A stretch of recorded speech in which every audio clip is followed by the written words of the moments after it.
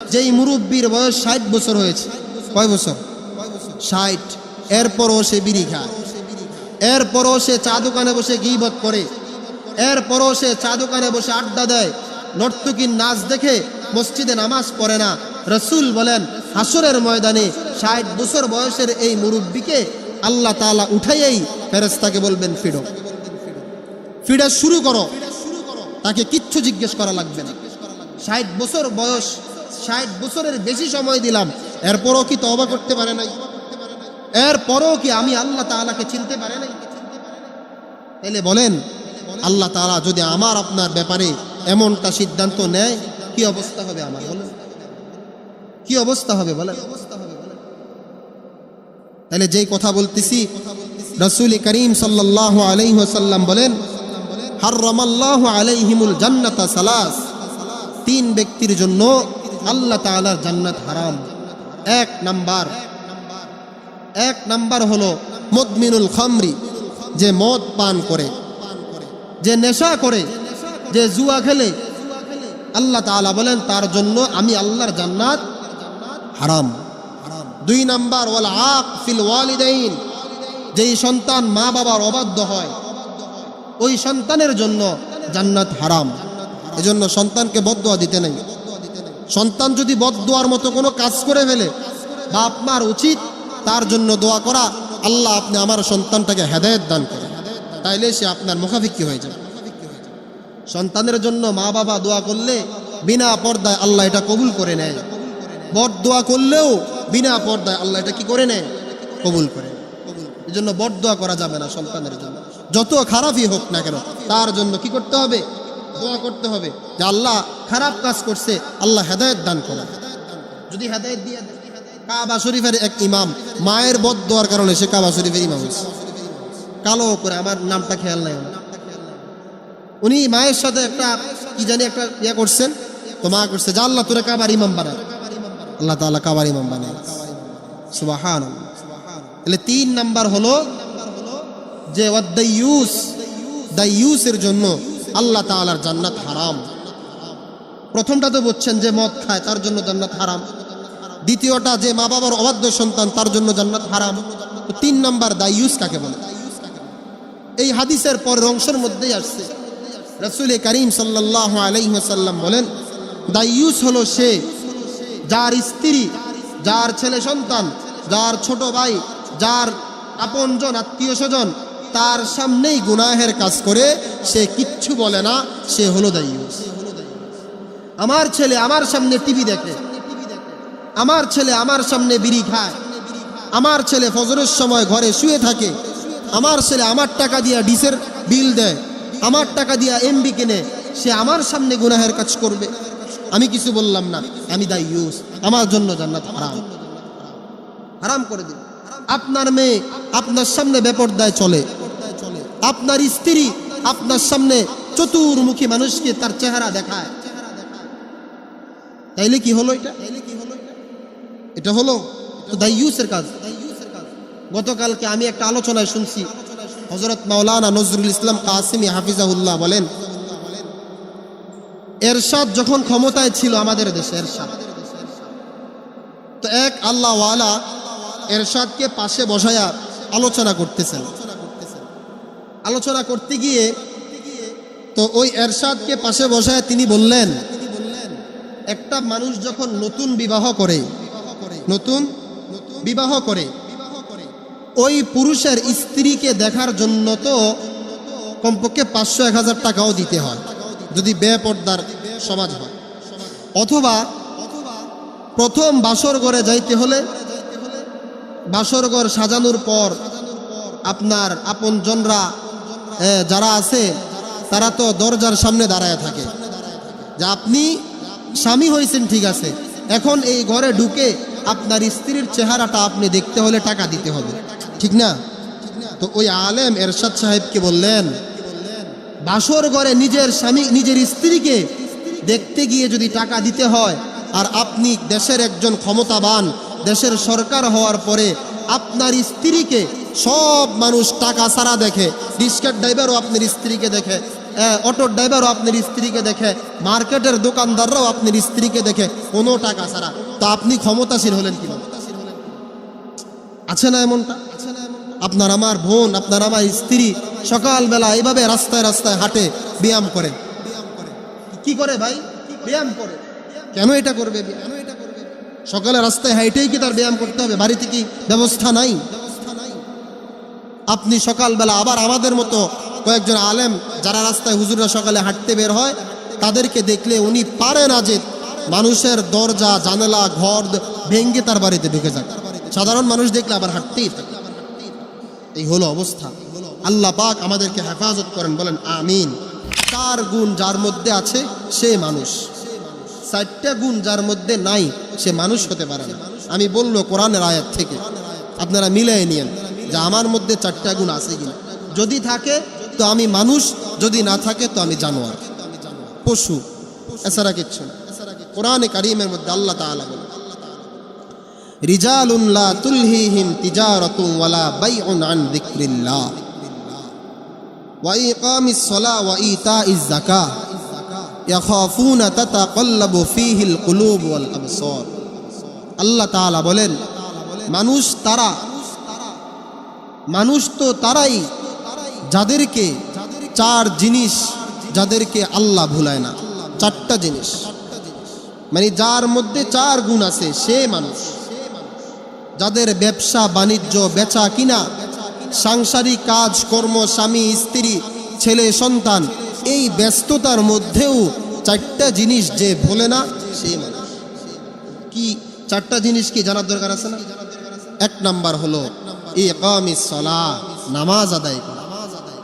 ব্যবসা করতেছেন, নামাজ ছেড়ে দিল। আমার মহল্লা, আমি যেখানে নামাজ পড়াই, একজনকে জিজ্ঞেস করছি নামাজ পড়েন না কেন? এত কামের চাপ, মসজিদে আসে না কেন জিজ্ঞেস করছি। দুপুরবেলা আমার এক কল স্টেট দিতে হয়, খেতে কাজ করতে হয়, এই জন্য মসজিদে আসে না। তার উত্তরটাকে চিন্তা করছি। তাহলে যত ব্যস্ততাই থাকেন না কেন, 4টা জিনিসের মধ্যে 1 নাম্বার হলো যে ব্যক্তি নামাজ ভোলে না, সময় মতো যেখানেই থাকুক নামাজটা পড়ে নেয়, সে হলো মানুষ।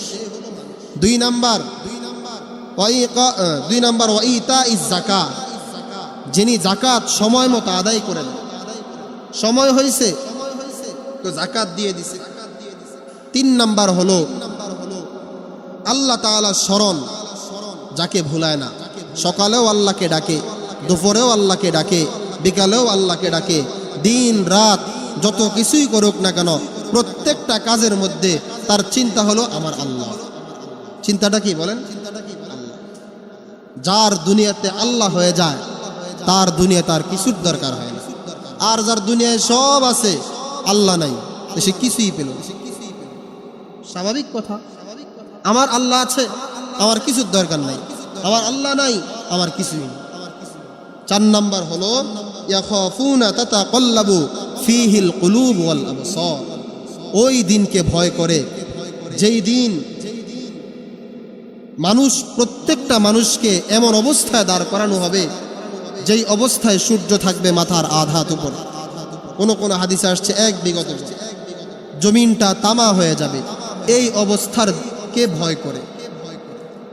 আমার শায়েখ মাওলানা আনিসুর রহমান আশরাফি হাফিজাহুল্লাহ, উনি বলেন, উনি এক জানাজায় গেছেন। ওই জানাজার মধ্যে মসজিদের ইমাম সাহেব যখন জান্নাত জাহান্নামের আলোচনা করতেছেন, তো আলোচনার পরে এক ভদ্রলোক বলতেছে হুজুরের সামনে যে আপনাদের কি আর কোনো কাজ নাই? মসজিদে নামাজ পড়ান, মানুষের ঘরে খান, আর এই মিথ্যা কথা এবং বানোয়াট কথা এগুলো বলে বলে মানুষকে কবর আযাবের ভয় দেখান।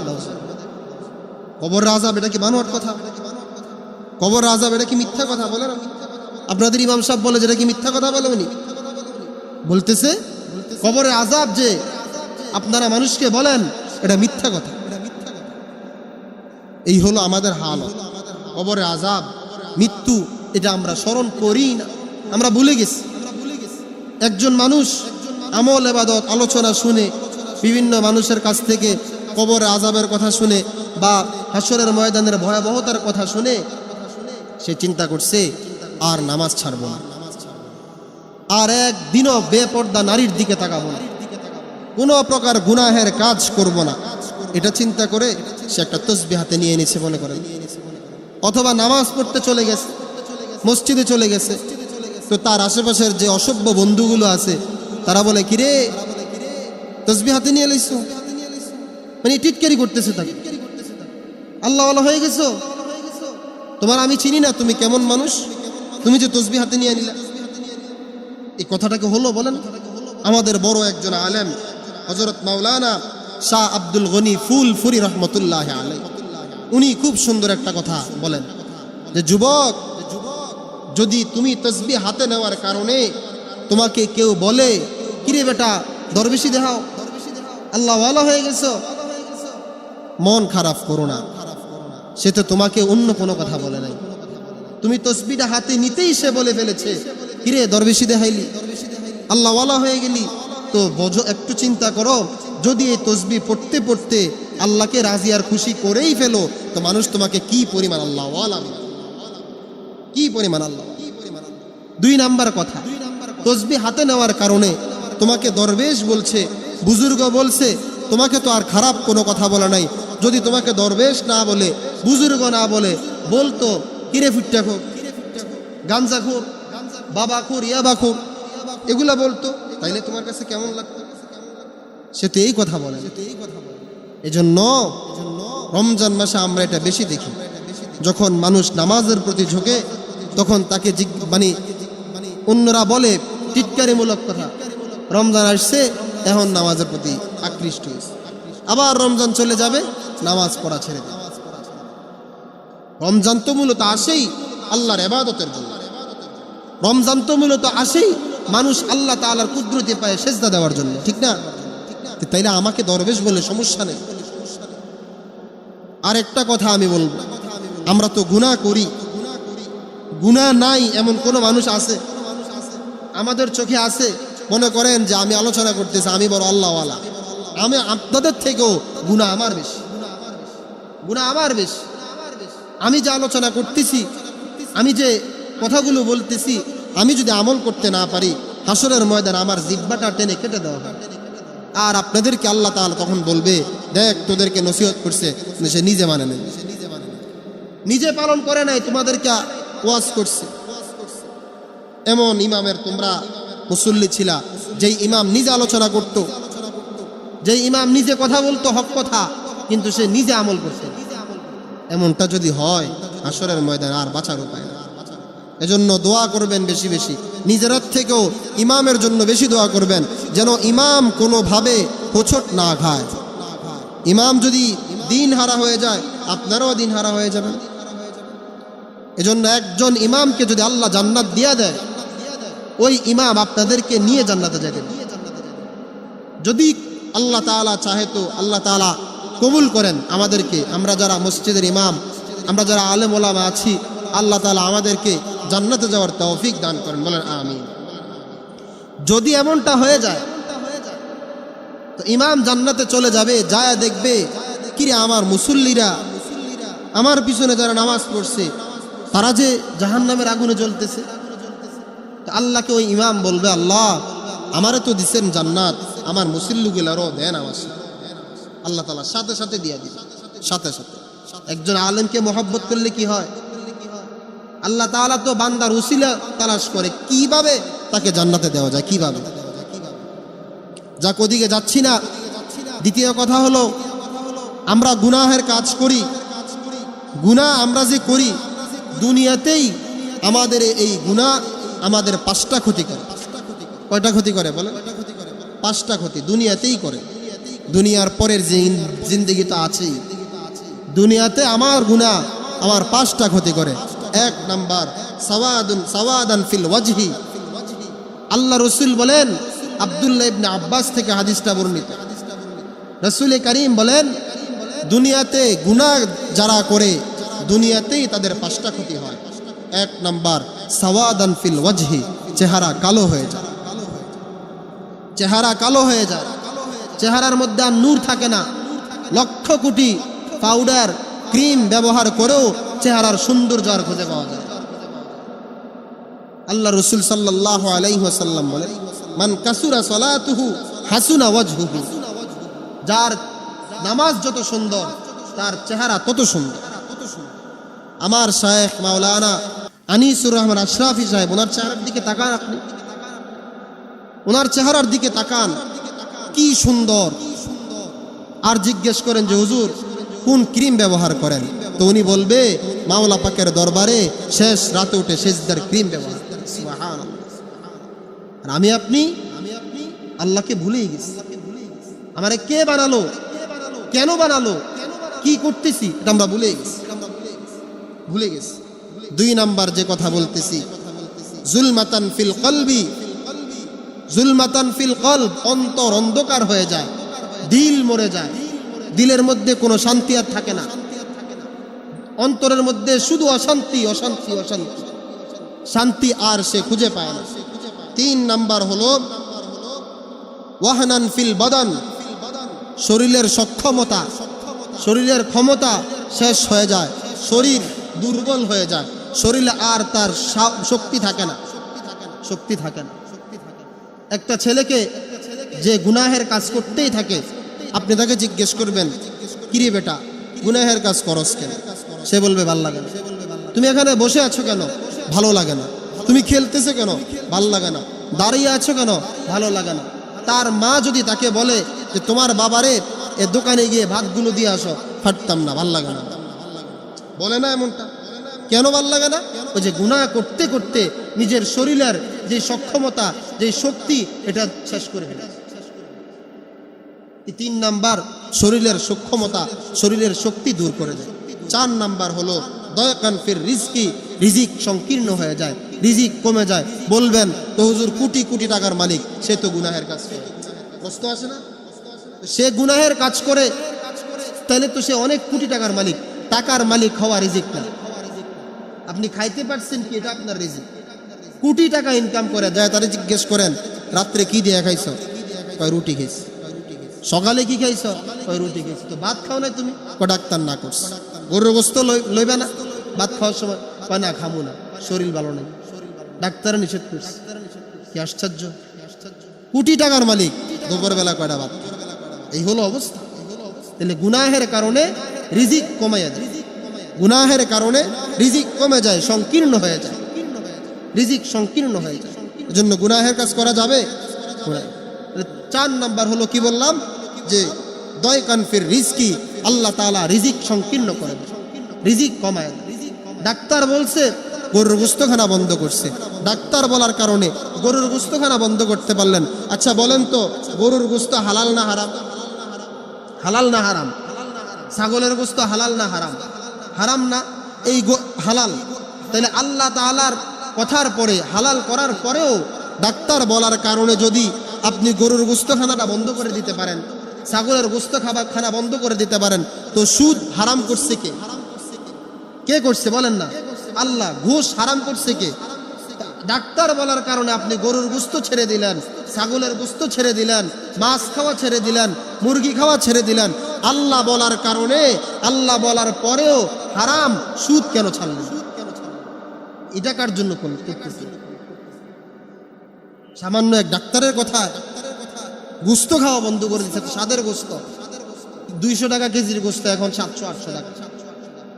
আমরা তো ছোট থাকতে দেখছি 200 টাকা দিয়ে গরু গোস্ত পাওয়া যায়, 100 টাকা দিয়েও পাওয়া যায়। 1 টাকা দিয়ে 4টা চকলেট দিত, এখন দেয়নি। 1 টাকা আসেনি, 1 টাকা তো এখন চলেই না, চলেই না 1 টাকা। তাইলে আল্লাহ বলার কারণে আমি সুদ ছাড়তে পারলাম, ডাক্তার বলার কারণে হালাল জিনিসটা ছেড়ে দিলাম। আল্লাহকে কি মানাডা মানি আমরা বুঝাই। 5 নাম্বার যে কথা বলতেছি, অবগদাতান ফি কুলুবিল খালকি, যে গুনাহের কারণে দুনিয়াতেই একজনকে আরেকজনের সামনে লজ্জিত করে দেওয়া হয়, দুনিয়াতেই লজ্জিত হয়ে যায় গুনাহের কারণে। এটা বলে, এটা কেমন? আমার শায়েখ এভাবে বলেন, একটা উদাহরণ দেন, যে মনে করেন 4 জন বন্ধু মিলে একসাথে জুয়া খেলে, 4 জনে একসাথে বিড়ি খায়। এই 4 জনের মধ্যে একজনরা আপনি একটু আলগা ডাক দিয়ে এনে জিজ্ঞেস করেন, কিরে তোর সাথে ওই বন্ধুটা কেমন? সে কি ভালো বলবে? তারে বলবে হে জুয়ারি, সে বিড়িখোর, সে খারাপ ছেলে। তাহলে তার বন্ধু তাকে অসৎ বলল, তার বন্ধু তাকে খারাপ বলছে, এটা কেন বলছে? সে আসলেই খারাপ। আচ্ছা, আরেকজন ভালো মানুষকে আপনি জিজ্ঞেস করেন এই যে ছেলেটা সে কেমন, ওই ভালো মানুষও বলবে সে খারাপ, বলবে না? কেন বলবে? সে আসলেই খারাপ। কিন্তু তার প্রক্ষান্তরে বিপরীতে চারজনের মধ্যে একজনকে জিজ্ঞেস করেন, এক মসজিদের ইমাম সাহেবকে দেখিয়ে, ইমাম সাহেবটা কেমন, ওই খারাপ ছেলেটা কি বলবে? উনি আলহামদুলিল্লাহ, আমি খারাপ হইতে পারি, উনি কিন্তু ভালো মানুষ। আমি অসভ্য হতে পারি, সে কিন্তু ভালো মানুষ। আবার একজন ভালো মানুষকে জিজ্ঞেস করেন ইমাম সাহেব কেমন, আলহামদুলিল্লাহ উনি অনেক ভালো মানুষ, বলবে না? এক অসৎ ছেলেকে সতেও অসৎ বলে, অসতেও অসৎ বলে, আর একজন সৎ মানুষকে সতেও সৎ বলে, অসতেও সৎ। তাহলে 5 নাম্বার ক্ষতিটা কি? যে আমি গুনাহ করার পরে আমার গুনাহের কারণে আমি মানুষের মাঝে শর্মিন্দা হই, আমি মানুষের মাঝে লজ্জিত হই। আল্লাহ আমাদেরকে গুনাহমুক্ত জিন্দেগি দান করেন, বলেন আমিন। আর আরেকটা হাদিস পড়েছিলাম আমি, রাসূল করিম সাল্লাল্লাহু আলাইহি ওয়াসাল্লাম বলেন, হারামাল্লাহু আলাইহিমুল জান্নাহ সালাসু, 3 ব্যক্তির জন্য আল্লাহ তাআলা জান্নাত হারাম করে দিয়েছে। জানা দরকার আছে না 3 ব্যক্তিকে? এই 3 ব্যক্তিকে আল্লাহ কোনো কিছু জিজ্ঞেস করবে না, ডাইরেক্ট তার জন্য জান্নাত হারাম। একটা কথা বলি, হাদিসের মধ্যে আসছে যেই মুরব্বীর বয়স 60 বছর হয়েছে, কয় বছর? 60। এরপরও সে বিড়ি খায়, এরপরও সে চা দোকানে বসে গীবত করে, এরপরও সে চা দোকানে বসে আড্ডা দেয়, নর্তকীর নাচ দেখে মসজিদে নামাজ পড়ে না। রাসূল বলেন হাসরের ময়দানে 60 বছর বয়সের এই মুরব্বীকে আল্লাহ তাআলা উঠাইয়েই ফেরেশতাকে বলবেন ফিরো, ফিরা শুরু করো, তাকে কিচ্ছু জিজ্ঞেস করা লাগবে না। 60 বছর বয়স, 60 বছরের বেশি সময় দিলাম, এরপরও কি তওবা করতে পারে নাই?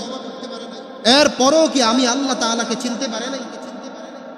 তাহলে বলেন আল্লাহ তাআলা যদি আমার আপনার ব্যাপারে এমনটা সিদ্ধান্ত নেয়, কি অবস্থা হবে আমার? বলেন কি অবস্থা হবে? বলেন।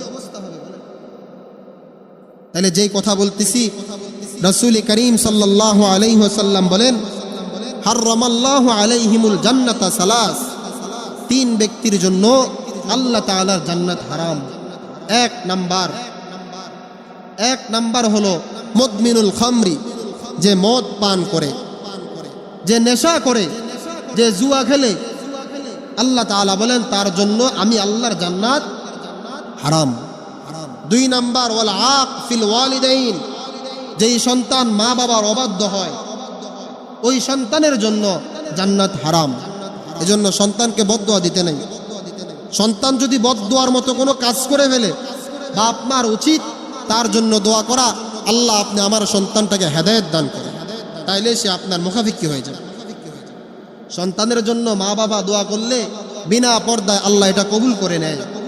বদদোয়া করলেও বিনা পর্দায় আল্লাহ এটা কি করে নেয়? কবুল করে। এজন্য বদদোয়া করা যাবে না সন্তানের জন্য, যত খারাপই হোক না কেন, তার জন্য কি করতে হবে? দোয়া করতে হবে যে আল্লাহ খারাপ কাজ করছে, আল্লাহ হেদায়েত দান করেন। যদি হেদায়েত দিয়ে দেন। কাবা শরীফের এক ইমাম মায়ের বদদোয়ার কারণে সে কাবা শরীফের ইমাম হয়েছে, কালো করে, আমার নামটা খেয়াল নাই। উনি মায়ের সাথে একটা কি জানি একটা ইয়া করছেন, তো মা করছে যে আল্লাহ তোরে কাবার ইমাম বানায়, আল্লাহ তাআলা কাবার ইমাম বানায়। সুবহানাল্লাহ।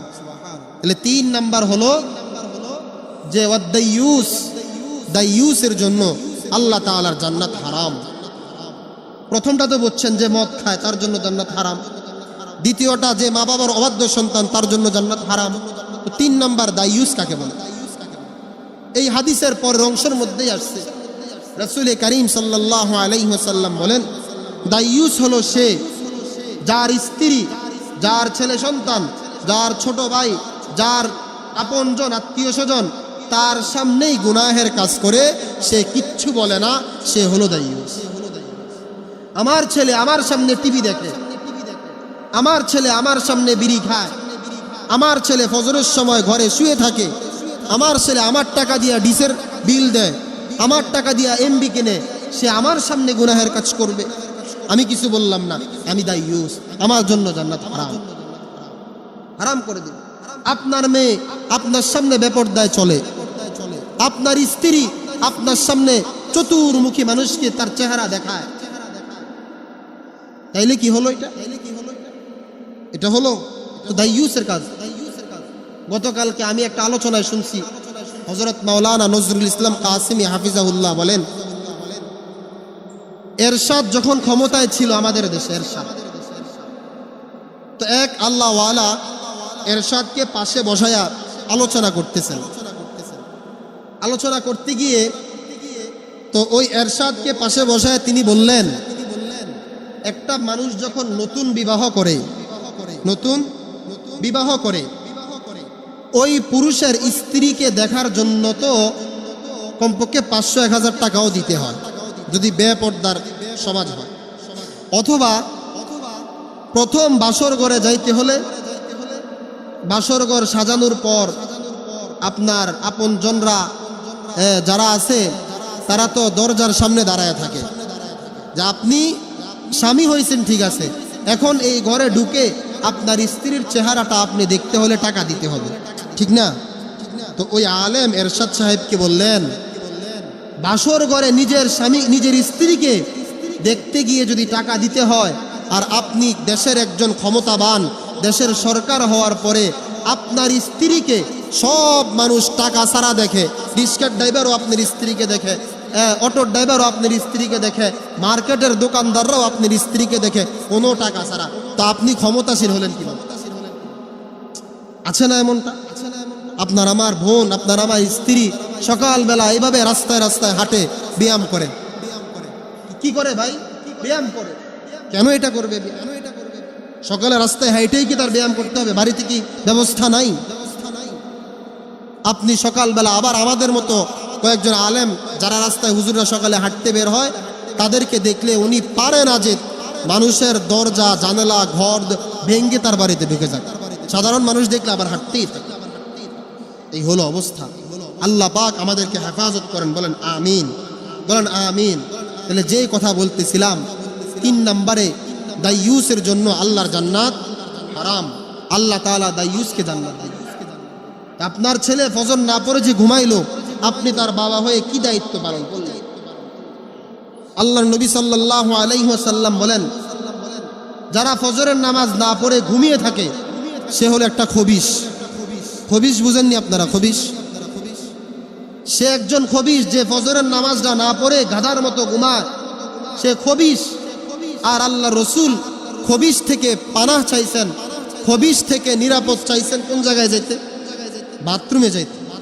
আল্লাহুম্মা ইন্নী আউযু বিকা মিনাল খুবুসি ওয়াল খাবাইস, এই দোয়াটা কোন জায়গায় যাইতে পড়ে বলেন না? বাথরুমে যাইতে তো পড়ে।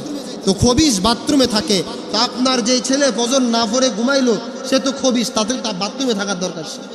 তাহলে তাকে ঘরে জায়গা দিলেন কেন? ঘরে কেন জায়গা দিলেন? বলবেন হুজুর বহুত বলছি, শোনে না। শোনার মতো আপনি পজিশন করেন। এখন আপনি তার খাটের সামনে দাঁড়ায় বলেন, এখন তুমি উঠবা, এখন নামাজে যাইবা, যদি না যাও তোমার ঘর থেকে বের করে দিবে। সে কেমনে নামাজে না যায় বলে না?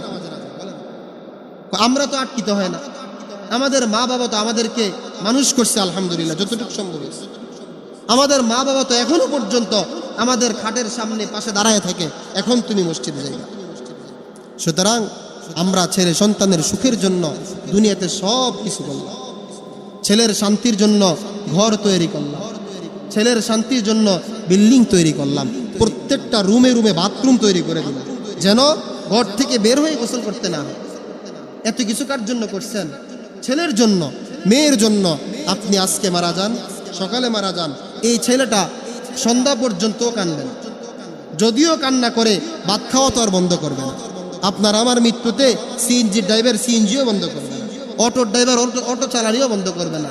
দেখেন না রাস্তাঘাটে যদি অ্যাক্সিডেন্ট হয়, সিএনজি অ্যাক্সিডেন্ট হয়, জ্যাম লাগছে, পিছনের থেকে জিজ্ঞেস করে কিরে এনে কি হয়েছে, কয়েকজন মারা গেছে, কারে মরলে মরছে, আমগরে তো জায়গা করে দে, আমরা আগে যাই, আমরা জায়গা করে দিই। আপনি কান্না করবেন, আপনি ওই দিন ভাত খাবেন না, আরো বেশি খাওয়াবে আপনার।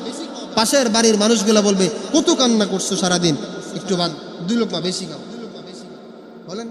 সে মারা গেছে, তার লাশের সামনে দাঁড়াইয়া বলতেছেন আপনি খানাটা কোন দিন করলে ভালো হয়? 3 দিন না খানা, 4 দিন না খানা, সোমবারে করলে ভালো হয় না, মঙ্গলবারে করলে ভালো হয়।